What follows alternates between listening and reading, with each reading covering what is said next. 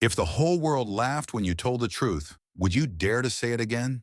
Minho didn't like crowds. He liked rhythm, stillness, and the quiet discipline of doing things right. Precision in movement, breath control, balance. But that morning, the auditorium was a chaos of glitter banners, performance flyers, and way too many voices. It was the first day of performance week, and Ms. Sue Sylvester, sharp-tongued as ever, was marching across the stage like a bored MC at a low-budget award show, her clipboard flapping like it was part of the act. "Who's got a story?" she barked. "Any legends in the family tree? Come on, give us something juicy. Famous cousins, TikTok dance moms, absurd claims of musical genius in your DNA?" The mic zipped from student to student. One had a sister on a reality show. Another claimed a distant uncle in Cirque du Soleil. The crowd laughed, clapped, shouted. Minho sat cross-legged in the third row, head low, hands squeezed together in his lap. He had promised himself 100 times he wouldn't say it. Not again. But Gina, sitting next to him, elbowed his ribs softly. "You said Jungkook was your uncle," she whispered. "Say it." She wasn't pushing, not really, but she also wasn't letting him escape. Almost involuntarily, Minho raised his hand. Sue's eyes lit up like a predator spotting a weak antelope.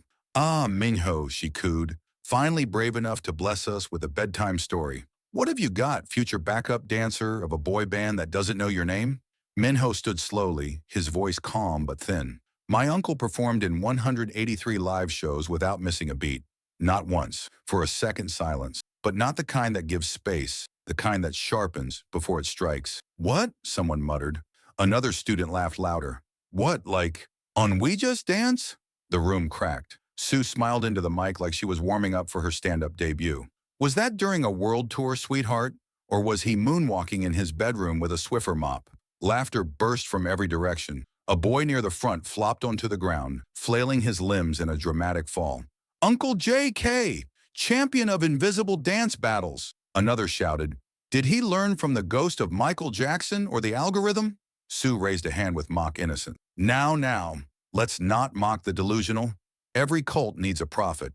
But the damage had already landed. Even Gina couldn't meet his eyes. Minho didn't defend himself, didn't sit down quickly. He just stood there, fists clenched inside his sleeves, ears on fire. Then slowly, he sank back into his seat like sitting down might erase him from the room. Behind him, someone whispered, "Next up, the Air Dance National." That afternoon, someone drew a stick figure in baggy pants and a headband on the whiteboard outside the dance studio. Below it, in bold letters, Uncle J.K., undefeated in imagination. Minho walked past it without flinching, but later, tucked behind a shelf in the janitor's closet, a crumpled paper towel was found, stiff from drying something wet. No one asked. No one needed to. That was the day Minho became the joke. And everyone laughed, except one man in a quiet house, folding an old hoodie that still smelled of sweat, music, and the silence of someone who had once danced for all the right reasons. Laughter followed, easy, loud, and merciless. Minho didn't flinch. He didn't argue. He didn't explain. He just moved slower, smaller, like a shadow shrinking beneath too much light. At lunch, a group sitting at the next table slid an unopened carton of soy milk toward him. "Protein," one of them smirked. "Gotta fuel those 183 flawless spins." The carton tipped. It leaked across the table. No one cleaned it. A teacher walked by, glanced, and kept going. No one stopped. At recess, Minho drifted to the far edge of the courtyard, where the chain-link fence met the overgrown weeds. He used the toe of his sneaker to trace a line in the dirt, again and again, until it carved a trench no grass would ever reclaim. Gina didn't come over this time. She stood far off, her hands buried deep in her sleeves, guilt weighing her shoulders into a slope she couldn't straighten. Inside, Sue Sylvester sipped bitter coffee from a thermos in the staff lounge and chuckled. "Gotta admit," she said, "the kid's got imagination. Either that, or one lonely uncle with a laminator." Someone else laughed. "Maybe he thinks he's related to a BTS hologram." Sue nodded without looking up. Wouldn't be the first time a kid mistook a music video for real life. The janitor didn't join in. He kept wiping the counter, slow and deliberate, his gaze fixed somewhere far past the formica. When the room emptied, he lingered by the staff bulletin, staring at the week's schedule. His eyes paused on one name, Minho Jeon. That evening, Minho sat in his room hunched over an old notebook. The pages were full of dates, concert numbers, rehearsal times, scribbled quotes from interviews, every little piece of a legacy he had pieced together with reverence. His handwriting had once been careful, almost sacred, Now his eyes locked onto the page without moving. Then without a word he tore it out, folded it once, then again, and again, until it was the size of a coin. He dropped it into the trash and didn't look away. The lid stayed open. Downstairs the dryer hummed. The air smelled like warm cotton and distant memory. On a hook in the laundry room, an old hoodie hung loose, its collar stretched, the sleeves thinned out from years of sweat and motion. Minho passed it without touching, but his shoulders sank, as if something inside him reached for it anyway. The hoodie stayed still. So did the silence following him up the stairs. The next morning, Minho barely spoke. He moved through breakfast like a ghost floating through habit. He spooned cereal into his mouth but didn't taste it. Across the table, his uncle didn't press. Jungkook had long since learned the quiet between men who've both been hit too many times to speak first. Instead, he wiped grease from his fingers with an old rag, folded it neatly, and set it beside his plate. "You didn't sleep," he said gently. Minho didn't answer. He didn't need to. His eyes were rimmed with the rawness that comes not from crying, but from holding it all in. Jungkook took a sip of black coffee, slow and steady, then after a pause asked, "Did you say it out loud?" The boy gave a barely there nod. Jungkook didn't smile. He just nodded once in return. Then it was a strong day. Minho blinked, unsure if he'd heard right. But Jungkook didn't explain. He didn't have to. Because some truths aren't meant to be defended. They're meant to be endured. After Minho left for school, Jungkook stood in the hallway, still in his house slippers, staring into the kind of quiet that rings when old memories start knocking again. Eventually, Jungkook made his way into the garage. The room smelled like dust, worn leather, and something older. Stillness, maybe, or the kind of quiet grief that doesn't get applause, just sleep. He opened the steel trunk near the back wall, the one he hadn't touched in years. Inside, wrapped in a faded brown towel, was a bundle hardened by time. He unfolded it gently, like muscle memory still knew the rhythm. First came the shoes, black suede dance sneakers, their soles worn paper thin, the laces replaced with ribbon, one heel reinforced with duct tape. He set them aside without ceremony. Beneath them was a photograph. Jungkook, 2013. His face glistened with sweat, not blood, but his expression was the same. Exhausted, victorious, almost relieved. Behind him, a crowd of blurry hands frozen in the middle of a standing ovation. Beneath the photo lay a certificate, its corners curling from humidity and memory. John Jungkook, 7-time National Performing Arts Showcase champion. The seal had faded. The signature was smudged, but he held on to it anyway. At the bottom of the trunk, wrapped in cloth torn from an old stage backdrop, was the belt. Not golden anymore. The leather had dulled, the embroidery faded to a whisper. But one detail remained, just 3 letters stitched in still bold thread, JK7X. Jungkook ran his thumb across it slowly. His hand trembled, not from age but from remembering the final performance. The one where he missed a beat, the one no fan club ever mentioned. He could still hear the music cutting out, still feel the stage floor under his back, the silence in the room when perfection cracked. He hadn't gotten up right away. That was the part that stayed, the hesitation, not the stumble.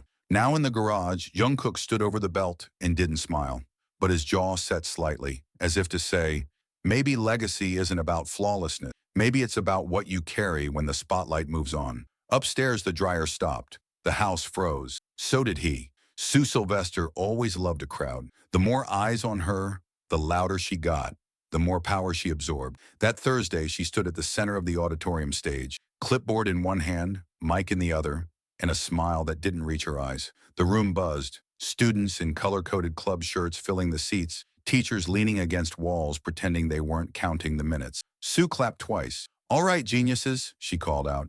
"Today's going to be a treat. We're about to witness a performance from our very own royal bloodline, a family legacy, allegedly." Laughter sparkled through the room. Everyone already knew who she meant. Minho sat near the edge of the front row, arms folded tightly across his chest, legs drawn in. His name wasn't said, but it didn't need to be. Sue turned toward him with theatrical innocence. "Minho," she said loud enough to echo. "Care to show us a few moves? I mean, if you really are a product of 183 perfect performances, surely there's something left in the blood." Then with a flourish, she tossed a pair of scuffed red practice shoes across the floor. They skidded, spinning, and landed at Minho's feet. A pause followed, not the kind born from anticipation, but from cruelty disguised as curiosity, the kind of silence that waits for a fall. Minho didn't speak. He bent down, picked up the shoes, and stood. His movements were quiet, no dramatics, no challenge, just deliberate resolve. A hush fell over the auditorium, not one born of reverence, but the kind that hangs in the air when a crowd smells weakness and waits to see it confirmed. Minho walked to the center of the stage, slipping the practice shoes onto his feet. They were too big, the soles peeled slightly at the edge. He stood anyway, heels flat, shoulders squared. His form wasn't perfect, his posture wasn't proud, but it was real. Sue Sylvester tilted her head and raised an eyebrow. Look at that stance, so elegant. What's next? An interpretive cha-cha from Uncle Jungkook's Forgotten Archive. The laughter came fast, loud, and cruel. Minho stood still. He didn't blink. Sue gave a dismissive wave. Come on, show us something. Or do dancers levitate now? The next wave of laughter hit harder. Minho inhaled slowly. Then with quiet resolve, he stepped forward and swept his leg in a controlled arc. Not flashy, not flawless. Just the echo of something half-remembered. A turn, a low spin, maybe a kick from Taekwondo training past. But midway through, he lost his balance. His foot slipped. He stumbled. He didn't fall, but it was close. Sue clapped mockingly. And the legend goes down. Gravity, undefeated, just like Uncle JK's imaginary tour. This time, the laughter wasn't just loud. It was mean, deliberate. Minho bent down, slipped off the shoes, and set them gently on the stage floor. He didn't look at anyone as he walked back to his seat. His face gave nothing away. Behind him, someone whispered, "Stumble Jungkook Jr.?" Later in the dressing room, someone outlined a body on the floor in chalk, like a crime scene. In the center, a note, Minho versus physics, 0 to 1. No one stopped them. No one erased it. Minho changed clothes in silence. Outside, the hall buzzed with reenactments and giggles. Kids retelling the stumble like it was a comedy skit, but no one noticed the janitor standing by the doorframe. Broom paused, eyes fixed on the auditorium's entrance. He didn't say a word, just watched. And when the final bell rang and the building emptied, he walked past the chalk outline. Not over it, but around it. Some things were too small to matter, but still too wrong to ignore. That night, Minho said nothing about rehearsal, nothing about the shoes, the fall, or the laughter that clung to his back like dust. He sat at the kitchen table, pushing cold peas into spirals with the back of his fork. Across the room, Jungkook leaned against the counter, arms crossed. He didn't ask anything. Not yet. The silence stretched long enough to become its own question. Eventually, Minho whispered, "I slipped." Jungkook didn't react. "They laughed," the boy added. "They always do," Jungkook said quietly. He pulled out a chair and sat across from Minho. "But you didn't fall." Minho didn't answer. "They drew a chalk outline," he said after a beat. "Coach didn't stop them." His voice cracked. "Maybe I did lie. Maybe none of it's real." Jungkook didn't flinch. His eyes stayed steady. "You think that?" Minho nodded. Not like someone convinced, but like someone surrendering. Jungkook stood, slow and solid. He didn't say a word as he walked down the hallway. Minho stayed frozen. Minutes passed. Then came the soft creak of the garage door, the metallic sound of drawers sliding open, the hum of memory being disturbed. When Jungkook returned, he was carrying something wrapped in fabric, old, worn, the edges stained by time and sweat. He placed it gently on the table between them. With deliberate hands, he began to unfold the cloth. The first thing that emerged was a yellowing newspaper clipping. Minho leaned forward. The headline at the top of the clipping read, "Jungkook wins 7th national title, undefeated streak intact." Beneath it, a grainy black and white photo showed a younger version of him, drenched in sweat, arms raised mid-bow, his face puffed with exhaustion and triumph. The background was a blur of clapping hands and confetti falling like snow. Then came a folded letter, its edges worn, but the seal still visible. Jungkook didn't say a word. He didn't have to. Minho read the first line to himself. "The Korean Performance Federation congratulates John Jungkook on a historic undefeated amateur run." Next came a certificate, edges curled, but the signature sharp and proud. And finally, from the bottom of the bundle, wrapped in faded towel fabric, came the item that weighed more than it looked, the belt. Or rather, a slim leather sash embossed with faded lettering, once shimmering gold, now softened with age. The embroidered thread at the center still held together just enough to read, JK-7X Showcase Champion. Minho reached toward it slowly, like it might dissolve if touched. "This is real?" he asked. Jungkook didn't smile. He just gave a slow, single nod. "You think I typed all this in the school library?" Minho almost laughed. Almost. His fingers brushed the brass plate. "Why didn't you tell anyone?" he whispered. Jungkook exhaled. "Didn't feel like the point anymore. Dancing's about proving something. But living, it's about not needing to." Minho stared at the belt. his reflection warped in the scratched metal. "Can I bring it to school?" Jungkook shook his head. "You don't need to." "But they don't believe me." Jungkook leaned in, voice quiet but clear. "Being doubted doesn't make you wrong, and being believed doesn't make you right. The truth doesn't change just because they laugh. It waits, and when it shows up, it doesn't yell. It just looks you in the eye." Minho didn't answer, but for the first time that week, he didn't look away either. The next morning dragged like a heavy coat. The air at school was thick, the halls louder, the gossip recycled. Everyone was still buzzing from the previous day, chuckling in low tones, elbowing one another as Minho walked by. But something in him had shifted. Barely, but enough. He entered the auditorium just like every other day that week, except this time his gaze didn't drop when the whispers began. He didn't shrink. He didn't speed up. He moved through the tension like it didn't own him. At the entrance to the hallway, someone had updated the chalkboard, a fresh drawing of a stick figure, this time with a cracked crown and cape. Above it, scrawled in red marker, JK count 183-0-1. The 1 was circled in bold. Sue Sylvester stood at center stage, flipping through her clipboard with dramatic flair, pretending to be busy while clearly watching Minho from the corner of her eye. "Big day," she said, to no one in particular. "Maybe our Prince of Pirouettes will grace us with another unforgettable fall." A few students snickered. Minho said nothing. He sat near the back, hands folded in his lap, gaze forward. Sue lifted the mic with her usual overly bright voice. "Welcome, Drama Llamas. Today, 4 of Performance Week. We've got some very local guests, some fitness demos, and even a few parents who haven't realized yet that the 90s or over half-hearted applause filled the room." A student near the front muttered, "Boring already." Someone else whispered, "Maybe today we get the belt and a solo crying scene." Sue grinned as she scanned her list with faux showmanship. First up, Officer Ramirez and the K9 demo unit. A few weak cheers. One barked from the back of the room. The day was just beginning, but something had already changed. Applause, barking, a few half-hearted flashes of excitement. The K9 demo had finished. Next came a yoga instructor with too much glitter in her voice, and a parent who tried juggling soccer balls and dropped 2 mid-spin. By the time the third guest bowed off the stage, the crowd was restless. Students whispered, checked their phones, rolled their eyes. Sue Sylvester leaned into the mic again, grinning like a cat about to tip over a vase. "And now, for our final surprise guest." She dragged out the words like they were a punchline. "Someone with a legendary legacy, depending on who you ask." Scattered snickers followed. The audience knew who she meant, and they were already sharpening their reaction. "Let's see if the stories hold up," Sue teased, turning to the auditorium doors with mock anticipation. "Do we have Mr. John in the building?"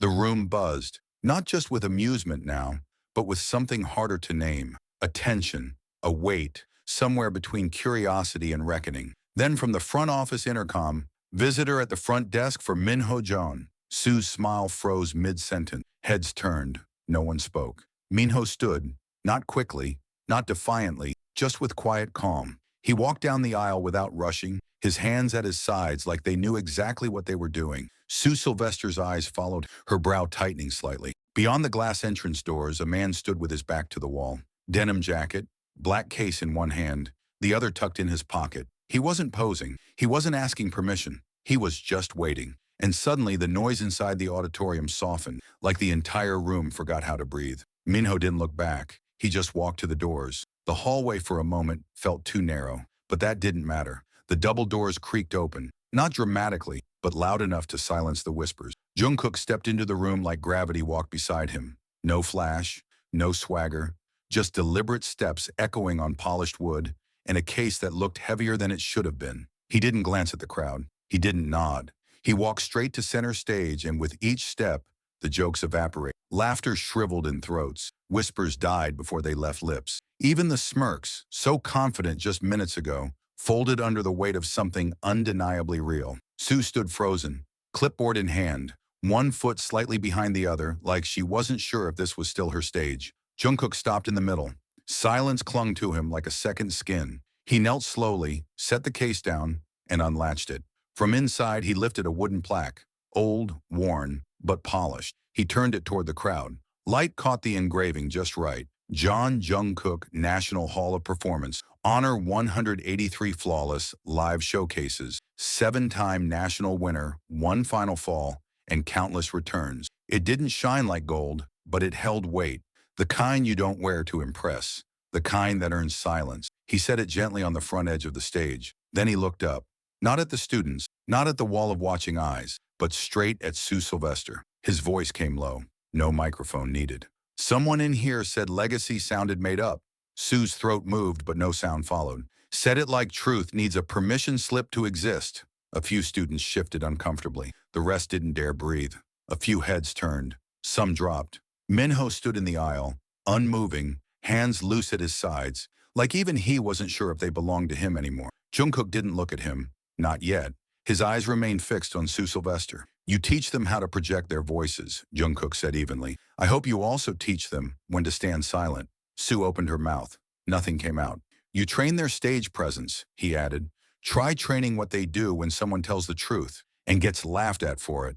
He paused. Then finally, he turned toward Minho. And for the first time that morning, the room exhaled. Jungkook gave him a single nod. Not an invitation, not a performance cue, just recognition. Minho stepped forward, one step at a time. No applause, no whispers, just the sound of his own breathing and the distant hush of people realizing they'd misjudged something permanent. When he reached the table, Jungkook held out the plaque. Not to the room, not for the crowd, just for the boy. Minho took it in both hands. His fingers trembled. The weight was real. So was the silence. Jungkook turned and walked away with the same quiet precision he'd entered with. 2 steps before the door, he paused, looked back once. You don't have to clap for the truth, he said, but you should never laugh at it. Then he was gone. No applause followed, just a stillness too deep to name. The auditorium emptied slowly that afternoon, as if the air itself had forgotten how to carry sound. No one ran, no one shouted.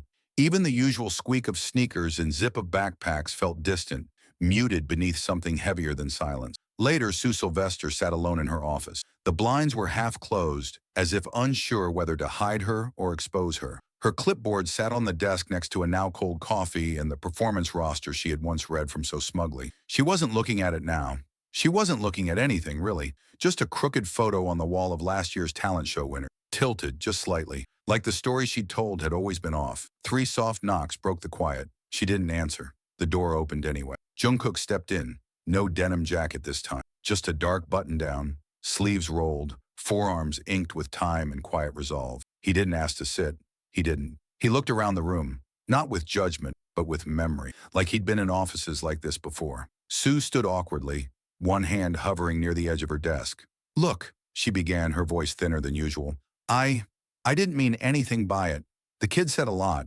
I thought he was making it up. Jungkook didn't blink. You didn't think he was lying, he said. You thought it might be true, and that scared you more. Sue shifted uncomfortably. It was just a joke. The kids laughed, Jungkook replied, voice still low. Because you told them it was okay to.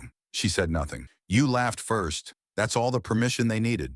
Sue looked down. She didn't argue. She didn't explain. You made a room out of that silence, Jungkook continued, and then you filled it with your voice. They stood like bookends, 2 stories pressed against the edges of a room, suddenly too small for both. The overhead lights hummed, the only sound left between them. Finally, Sue said quietly, I didn't know who he was. I didn't know you were real. Jungkook looked at her a long moment. You don't need to know who someone was, he said, to treat them like who they are.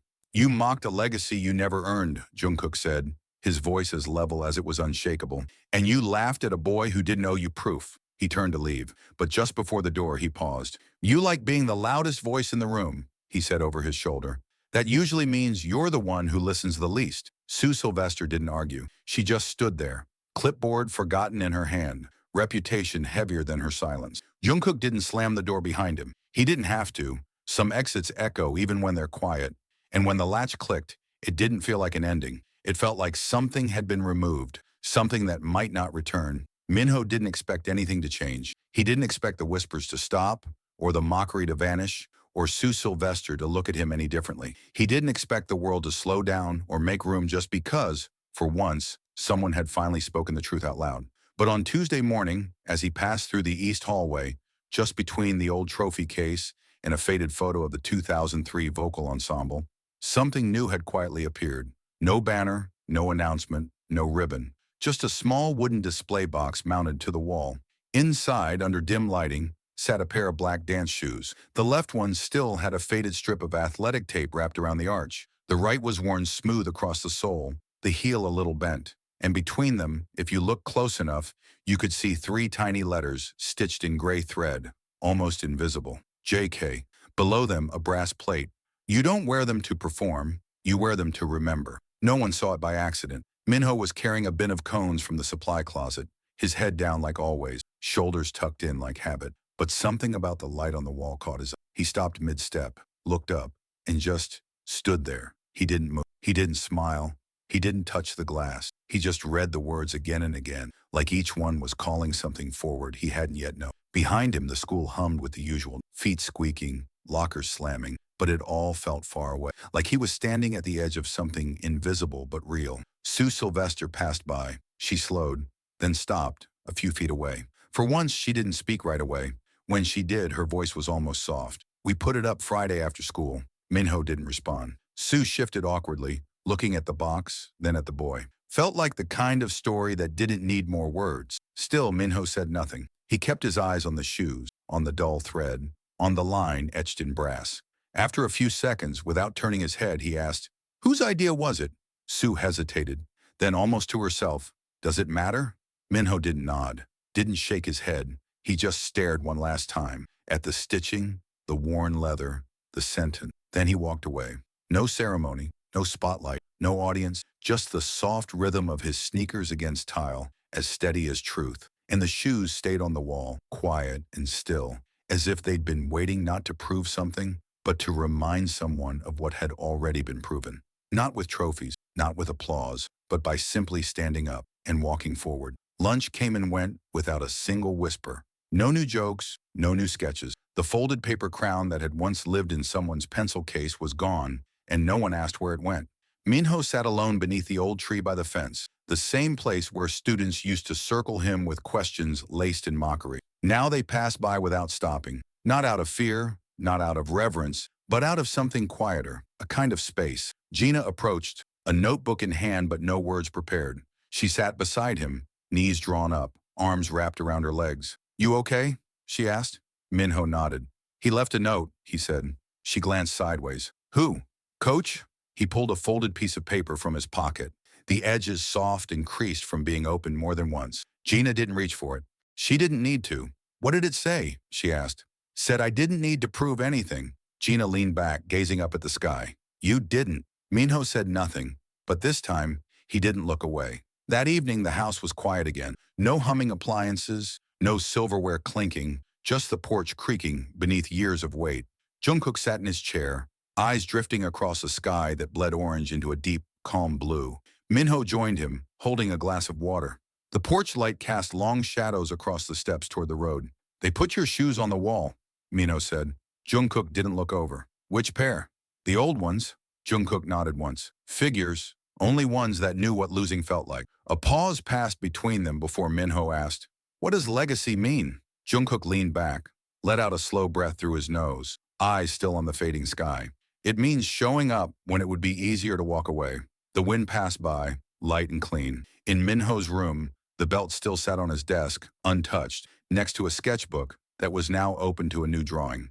It didn't show raised fists or conquered enemies. It showed a hallway, quiet and plain. On one side, a shadow box with worn shoes inside. On the other, a boy walking past, head upright, not proud, not angry, just real. The next morning, Minho walked past that same display again. He didn't stop.